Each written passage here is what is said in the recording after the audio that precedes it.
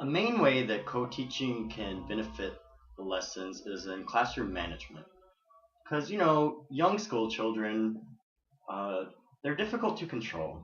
And having two teachers there allows for one teacher to sort of lead the lesson and the other teacher to walk around and monitor the class. By monitoring, I mean making sure that every student is paying attention, has their book open, if they're supposed to follow along with their finger, that they're doing so, if they're supposed to be writing, they're doing that. Make sure, sometimes you're just making sure that the student has their book open and then they're not talking and things like that.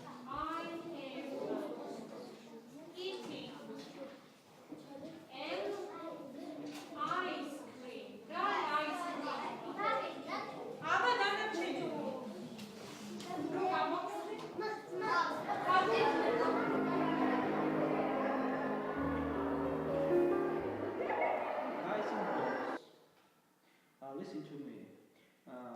Playing during the lesson time, it's very interesting and it's very important.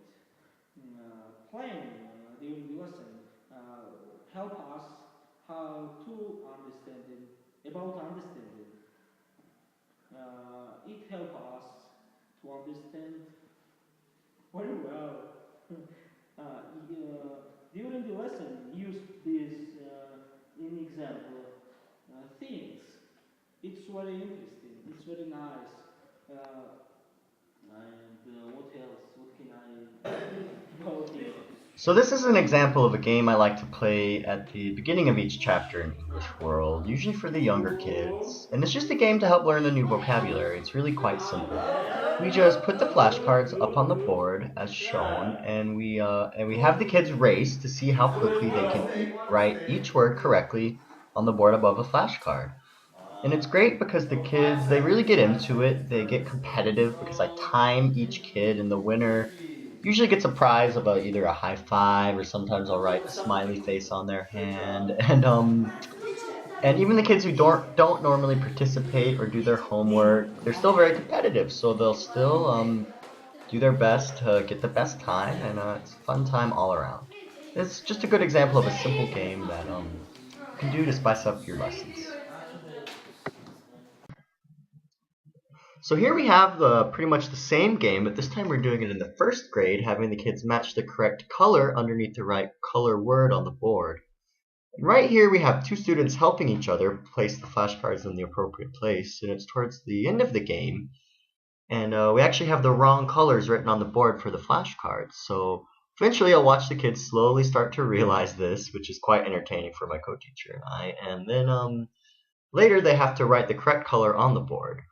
So as you can see, this really simple game is a great way to teach a variety of grades, and even at the same time we have two students of a different level here in the same grade, both playing the game together. So you can use this game for a variety of grades and a variety of levels within each grade.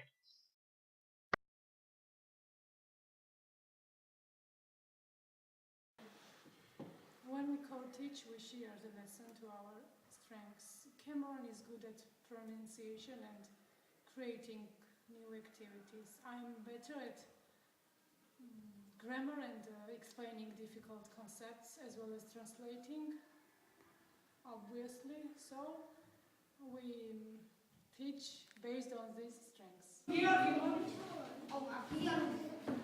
Here's an example of Eka and I just doing a simple activity with the kids together. We're just have a little activity to get the kids involved, sort of helps cement the present progressive tense. All Eka's doing is she's calling students up to the front of the class, and then the students and I practice acting out verbs, like right here we're jumping, and then the class practices saying they are jumping, while the student and I practice saying we are jumping. And as you can see, the students are all very engaged and involved and excited and very interested in the lessons, so it doesn't take much effort to creatively share the classroom in a way to make the lessons really good.